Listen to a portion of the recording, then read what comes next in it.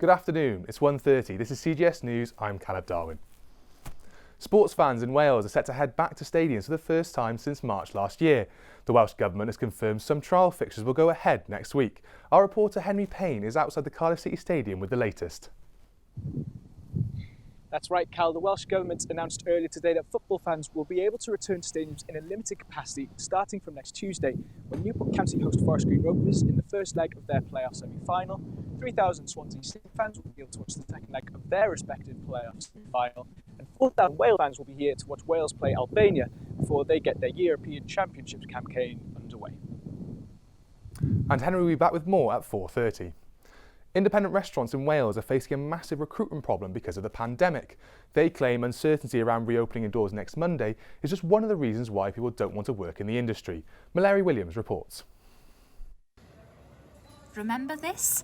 The wait is almost over to open inside. Restaurants, cafes and pubs are getting ready for next week. But for places like these, the plans are still uncertain. How many people will be able to sit round a table and from how many different households? The Welsh Government met yesterday to discuss further easing of restrictions, but these details won't be announced until Friday.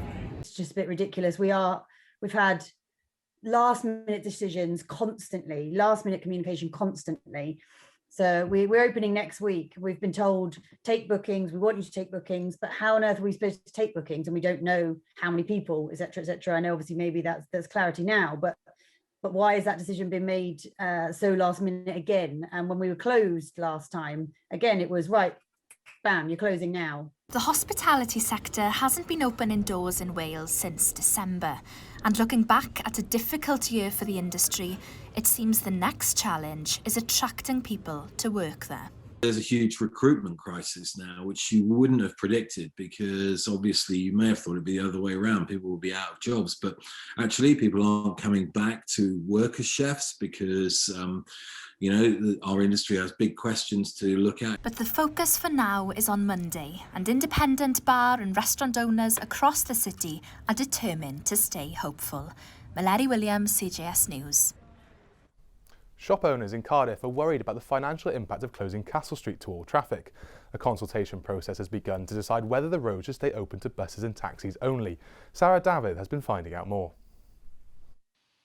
Cardiff's Castle Street is currently open to buses and taxis, but after increasing pressure to reopen the street to all cars, Cardiff Council have launched a consultation. Well, the current plans have been dubbed as an inconvenience by residents who can't travel directly anymore through the city centre, increasing traffic in places such as Pontcanna. It's also been a tough time for businesses on this street. Bob Rice has owned this Welsh gift shop for over 40 years. The current plans mean that he can't get deliveries after 10 a.m. It's just totally inconvenient. We almost have to sort of break the rules. We have a little van that we bring in, and it's just piled on the pressure at the time when we need it least. The upcoming decision has been a hot topic on social media and strong opinions on both sides. But what side of the road are the people of Cardiff on? When you want to go from that end of Cardiff to this end of Cardiff, you have to literally go all the way around the river, or you have to go all the way around town. So it's a bit annoying, really. We think it would be better for the environment, and we're definitely for better air and against air pollution. Well, it's now up to Cardiff Council to decide which plan will get the green light. Sarah David, CGS News. In the last hour, the Deputy Leader of Welsh Labour has resigned from her role as Keir Starmer's closest parliamentary aide. Carolyn Harris, who's the MP for Swansea East, has been his parliamentary private secretary since last April. According to The Times, she's decided to stand down after being accused of spreading rumours about the Deputy Leader of the party, Angela Rayner. And today's weather.